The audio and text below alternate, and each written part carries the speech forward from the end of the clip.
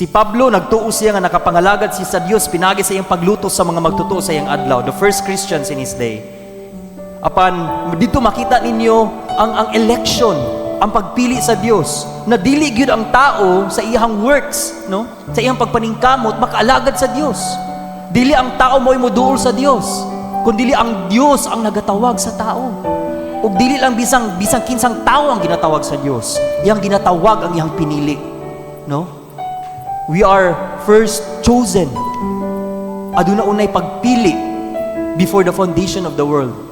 Ug human in the process of time, sa diha nga ang maong pinili, ang maong attribute, ang maong gene of God.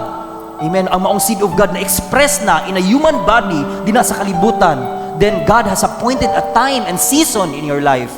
No? Nara ka sa kalibutan, enjoy ka, no? You think simba-simba ka, ana lang, no? Naningkamot ka, eskwela ka, trabaho ka, ana lang. And then sa kalit, diha sa imong kinabuhi niabot ang pagtawag sa Dios. Dili ka diha lang gitawag sa Dios, but you were chosen in the foreknowledge of God before gitukod ang fundamento sa kalibutan.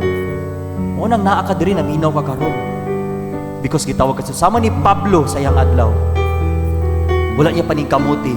Nagtuo siya, nakapangalagad siya sa Dios. Apan sa diha na nga niabot ang pagtawag sa Dios sa iyang kinabuhi. O gi-reveal sa Dios ang purpose sa kinabuhi ni Pablo na I have called you to be a prophet unto the Gentiles. Amen. Sa imuhang kinabuhi karon, sa diha nga gitawag ka sa Dios, gi-reveal ba sa Dios sa imuha ang iyang purpose sa imong kinabuhi?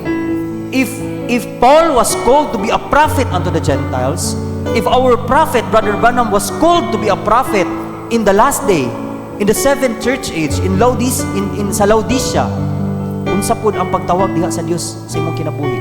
Unsay gi-reveal sa Dios nga purpose diha sa imong kinabuhi? The Holy Spirit places you in service. Amen.